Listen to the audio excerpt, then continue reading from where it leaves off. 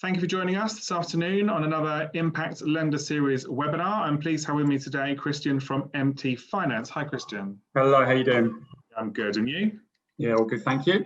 Good. So with these just a quick 25-minute, half an hour sessions, we tend to allow the lender to present their products and offerings to the marketplace, and then I'll come in and do some questions towards the end. So in the meantime, if you have any questions, please just send over via the chat function, and I'll happily ask Christian at the end. I have got some questions already lined up, so we'll be able to fill some of those questions or feed some of those questions to Christian at the end. But in the meantime, if I pass it over to you, Christian, if you want to share your screen, go through the offering. Let's see if I can get this working. Good afternoon, everyone. I nearly said good morning there. Thank you very much to Dale and Impact for having us on their lender webinar today. It's good to be able to kind of get in front of you guys and have a chat to you about bridging and talk through what it is that we do and how bridging might be able to help you and your clients going forward. So as you can see, I'm Christian Gugolz, Business Development Manager at MT Finance. Bridging for us should be effortless every time. Any questions, obviously, let Dale know and we can go at the end. So just a kind of quick intro to who we are. So MT Finance, it actually stands for Mutual Trust Finance. We've been around now since about 2008, so just around about 12 years. 32 staff now. I think 4 years ago when I started, there was only 10 of us, so we've nearly tripled in size over the last 4 years. You see there that we've won around about 20 awards over the years, a lot for service. I'll come on to that in a bit, but obviously we've won some for best bridging lender as well. We've got 4 directors, as well as we've now got 4 BDMs as well. So we cover the entire country. We've got myself in London, and then a couple of others that kind of up north, down south, and another one in London as well. So we're here to kind of help with your bridging needs moving forward. Okay, so just a bit about us, what makes us different. So bridging in general, obviously, there's a number of different lenders in the industry, and everyone works differently. From our perspective, we would look at ourselves as a traditional bridging lender. So think sort of like 10 years ago, maybe slightly less, when you look at lenders and how they lend and what they look at.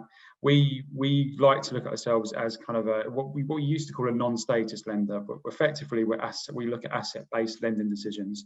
So what that means is that when we're looking at inquiries, we don't necessarily look at too much information from a client perspective. So we're not looking at income or affordability. We're not looking at A&L statements, generally speaking, experience. We only look at those when it comes to heavy refurbs, which I'll come on to later. So from a perspective of how we work, asset-based lending decisions just makes the process that much more straightforward. You'll see there the types of borrowers that we look at: personal, LLPs, expats, and foreign nationals. Another one that isn't on that list is actually limited companies. And the reason I went on to borrowers is because on the first section there, you say no PGs. So from a lending perspective, when we lend to limited companies, we don't actually ask for any PGs, which is very, very unheard of, I believe, within this sector. And we don't ask for any debentures either. That just makes the process that much more straightforward when it comes to lending. We try to take a very sensible and pragmatic approach. There's a lot of lenders now that will kind of have a computer says yes or no system. So from our perspective, we don't have that system. It's either a phone call, an email, and we'll look at every single inquiry on a case-by-case basis. So it's always important to pick up the phone, have that conversation initially. Even if it sits outside of our criteria, it's worth having that conversation because we can try and be flexible. And also, I know you guys probably spend a lot of time filling out inquiry forms. We have a 1-page inquiry form and no application form for the client to fill out. So that 1-page form should detail everything in which we can obviously get an offer in principle out to you. And I'll come to the process shortly, just to kind of give you an idea of length of time it takes to complete, etc. So just moving on to the types of borrowers, which I already mentioned. Please note, obviously, we do look at foreign nationals and expats. We have looked at clients in the past that don't actually require, haven't actually got any footprint within the UK as well. So we can look at foreign nationals that do live outside of the UK as well. So we do have a process that allows us to do that. Fit for purpose, transparent terms, transparency, as I said, you can see there, speed, service and transparency on the right as well. Speed, service, transparency, flexibility, common sense approach is one of the biggest things from our perspective. We aren't the cheapest on the market, which means that we have to be good. We have to be good at what we do. We have to have a good service. As I mentioned at the beginning, we have won a number of awards for service levels. So it's important that we have that service and that you can have that conversation with us. So as I said, very, very transparent. Rates currently from 0.69, no exit fees or ERCs. We have a 1 month minimum term. So generally speaking, the average term is generally around about 12 months. But within that 12 months, if we take a 12-month term, we only actually require a 1 month minimum term. And then the speed, service and transparency part, we have people in the office that will make it happen. So we have case managers, we have new business executives, we have business development managers, we have an experienced team of legal underwriters. We also have a director, one of the founders of the company is actually a lawyer by trade, which doesn't happen very often, which means we don't have to heavily rely on our solicitors to actually make decisions on the legal process, a kind of a commercial decision. And that's very important, just as it is important for the client to have a solicitor that is experienced within the process as well. So that's kind of what makes us different. I'll move on now just to kind of a bit about our basic parameters and what we cover. So those of you who have done bridging before, you'll know that there's two types of, I say two types, you've got unregulated and regulated. Currently, we're an unregulated bridger. So we're looking at your investment properties, your commercial property, your semi-commercial. But currently, we don't actually do first charges on a main residence. So it's important that you do take note of that we can't actually do a first charge on a main residence because that is a regulated product. So as you'll see there, I already mentioned residential, semi-commercial, heavy refurbs and commercial. On the residential and semi-commercial side, we can look at first and second charges. Currently both up to a maximum of 65% gross loan to value. Now the rates on residential to semi-commercial do differ slightly. So on the residential side, we will start from 0.69, that's sub 40%, and then moving up to 65%, which is the maximum we can lend, would be 0.85%. So if you compare that to the rest of the market, as I said, we're not the cheapest, but we do have the service, and it's all about providing that service to you to make things happen.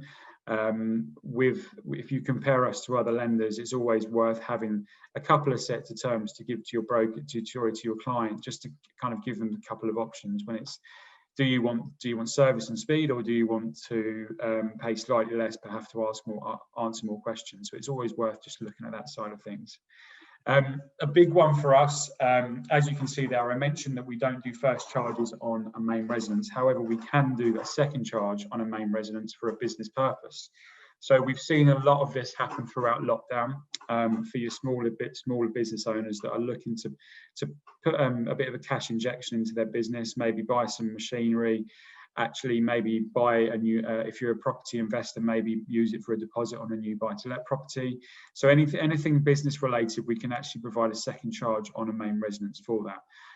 Obviously, there are some people that might not be comfortable doing that, so there has to be a decent exit in place. So obviously, if they're looking to refinance, then we obviously need to make sure they can refinance. If they're looking to sell something, or if it's going to be business proceeds, then we obviously need to be able to understand where that's coming from. But that is a big one for us at the moment. 30 to 40% of our business are actually second charges. Semi-commercial, first and second charge, as I mentioned already, maximum gross 55% gross and rates from 0.85. We will also look at your commercial side of things. First charges only, as it stands, maximum 55%. We can potentially look at 60%, depending on what the asset is and where the location is. So that's where the flexibility and that common sense approach comes in. If it's a good property in a good area, then there's no reason why we can't look to actually do that. And the rates on the commercial, they also start from 0.85. We've also got the heavy refurb product. That effectively is for clients that are looking to purchase, refurb, and then either sell on or refinance onto a buy-to-let. So the heavy refurb works in such a way that we can only lend on the purchase day one. The client would then have to have money to start the works, and then we would lend in arrears on further tranches down the line to be able to give them more money to lend to obviously complete the project. The thing is, the only thing is we lend on a revaluation basis, which means that there would have to be an uplift in value for us to lend some more money. If the property is owned already and it's unencumbered, that's a lot better. So we can actually just lend against the property for the works. As you can see there, we're maximum 65% day one. Max loan to GDV overall 60%. The cost of works to the value of the property can't exceed 70%. So the cost of works can't exceed 70% of the current value. I hope that makes sense. But we can get up to 100% of the costs, and we can look to cross-charge on other properties as well. It's always worth noting. And on that, rates start from 0.80. Okay. So what would I use a bridge for? There's a number of different things that bridging can be used for.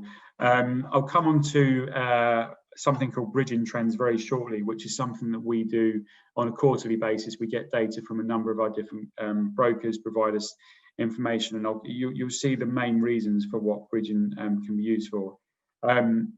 Big one is buy-to-let purchase. If you want to put deposit down, or if you want to do a second charge on a current buy-to-let to raise some funds for a new one or to do some works on it, then we can look at that.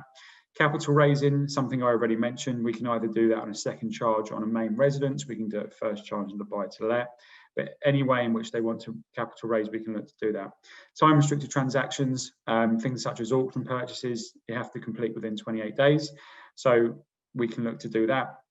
Below market value purchases, so we actually look at up to 90% of value, 90% of purchase price not to exceed 65% of the open market value. So if you have anyone that is looking to buy below market value, we can look to potentially get up to 90% of the purchase price. Lease extensions, we can look at short leases if they're looking to use the money to actually extend the lease. So I think the lowest we've gone is 7 years.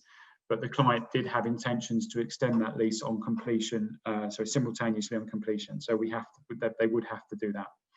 Rebridging, we can look at rebridging. We're slightly more restricted at the moment because of the way the market is. So we're probably at max 60%.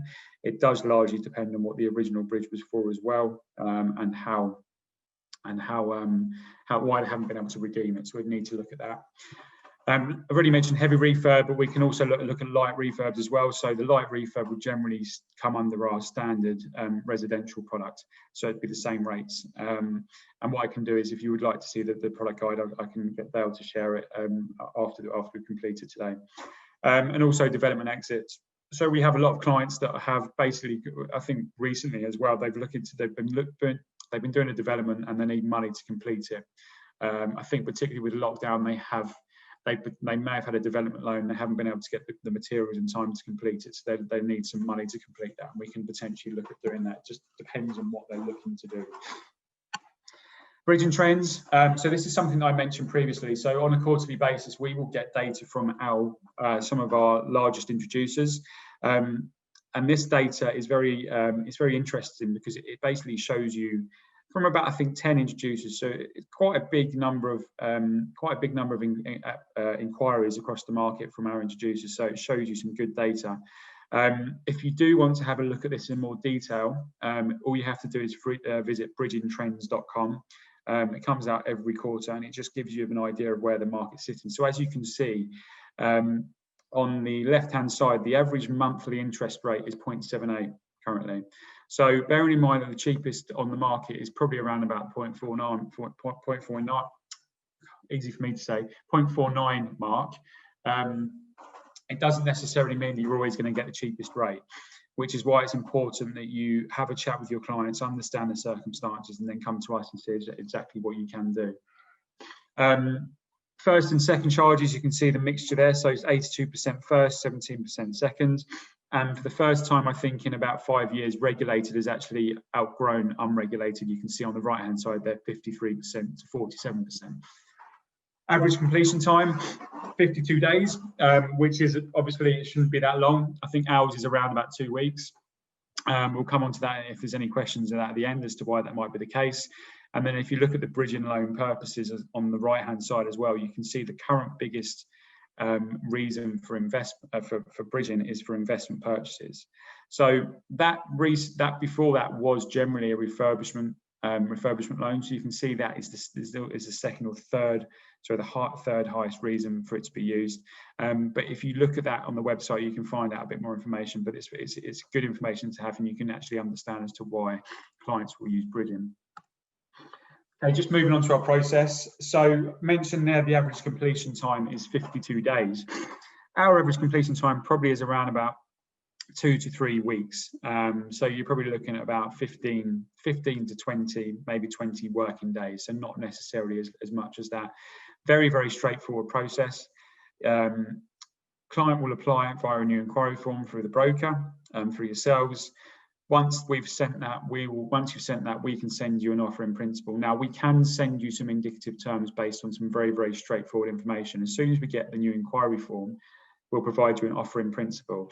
Now, that offer in principle is effectively fully credit backed and fully underwritten. So there is no credit team back end, and there is no underwriting the client as such. So most lenders, you'll get the offer, you'll go to valuation and legals, you'll then underwrite the client, you'll then go to credit team, and then it's a very, very long-winded process. From our perspective, that offer is effectively fully underwritten, fully credit backed, normally comes back to you within a couple of hours.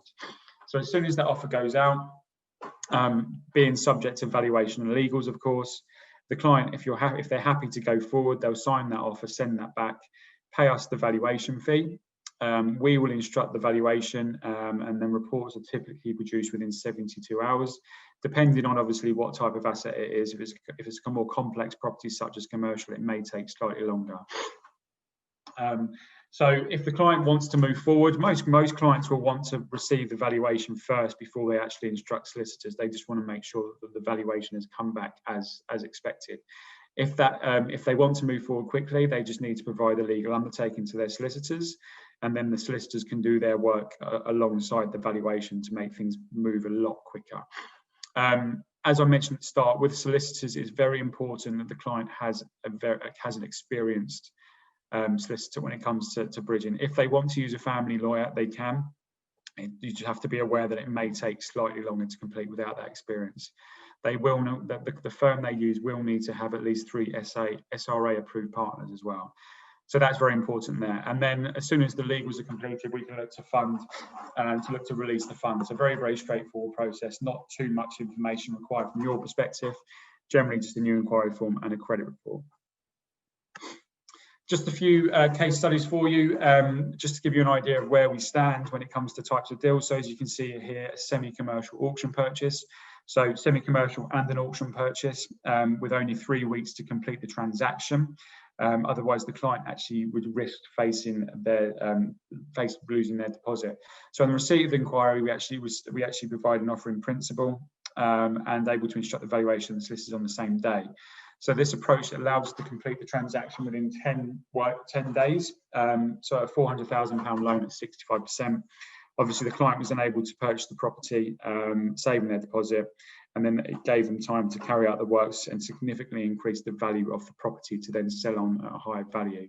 So not only was it a semi-commercial purchase, it was an auction purchase, and we completed within 10 days, which allowed the client to actually save a deposit and then do some works on the property to sell on at a higher value. Second charge to fund works. Excuse the colour of the roof here. I actually changed that for a quiz on another one. I couldn't change it back. So second charge to fund works. The client needs some funds to complete works on their investment property. The lender before actually pulled the funding on the day the loan was due to complete. So they approached us. We were straight on the phone to the client's solicitor to see how we could find a solution with the social distancing at the time. So what we did was we got a retype of the valuation report from the previous lender, and we supported that with an audit from one of our panel surveyors. So bearing in mind most of the legal work that had been done, we actually managed to complete that within 3 days and provided a £490,000 second charge bridging loan over their investment property to complete some works and increase the value. Now, obviously, please note I mentioned second charges for business purposes earlier. If the client didn't have any room on the first, so if their first charge was higher than 65%, or they only had a few thousand equity in this particular property. This is a scenario where we could actually do a second charge on a main residence, as long as the works were being carried out on an investment property. So they needed funds, obviously, to complete works on it. If they didn't have any equity in the actual investment property, we could have lent on a main resi to actually provide some funds to do that, as it's classed as a business purpose. Obviously, note there, no exit fees or ERCs, and no personal guarantees were actually required on that one either. And the last one's a barn conversion. So this one, the client had actually purchased the barn in the surrounding land for 400,000, so they'd actually purchased it cash. We actually managed to lend on the asset in 10 working days and provide an initial loan of 160,000, which was retained at 0.8 over 18-month term and no personal guarantees. The client was then able to fund the initial works quickly, with the remaining funds being released in stages. So as the value of the asset increased, we can then look to lend more money on the increased value. And then he completed the conversion, obviously sold the asset at its high value to exit our loan. So there are options on the heavy refurb ones. They're slightly more complicated, but it's always worth picking up the phone just to see how we can work on those. And that is it. So thank you very much for your time. Any questions, obviously, please let me know and we'll go from there. Thank you, Christian. Very useful. The first question that we've had come in on the system was, what is your minimum loan that you'll look at? So, very good question, actually. So we currently publish that it's 50,000, but we have actually recently dropped our loan sizes to 25,001. That might be news to you as well, Dale. We're not doing a huge amount of them. It does largely depend on the property value, etc., where it is. So we can potentially look to do 25,000 on a residential investment property. Okay. Secondly, obviously you mentioned it takes 50 days roughly, or 52 days average to do a bridging loan currently. And you made your comments on that, which is great. What difference does it make coming through MT when you've got no application form to fill out? Obviously it speeds up the process that way, but also what's the difference with using a solicitor who actually understands things? Because a lot of people look to use a residential solicitor, don't really understand bridging. Yeah, so it's a very, very big difference. So you'll have, as I mentioned earlier, a lot of clients want to use family lawyers they've used for years and years and years that have helped them with residential mortgages. But the checklist when it comes to bridging is slightly different. It's not a very large checklist. It's about 23 points, I believe. But if the lawyer hasn't done, or a solicitor hasn't done a bridging loan before, then there's going to be a few points on there that they're not used to doing.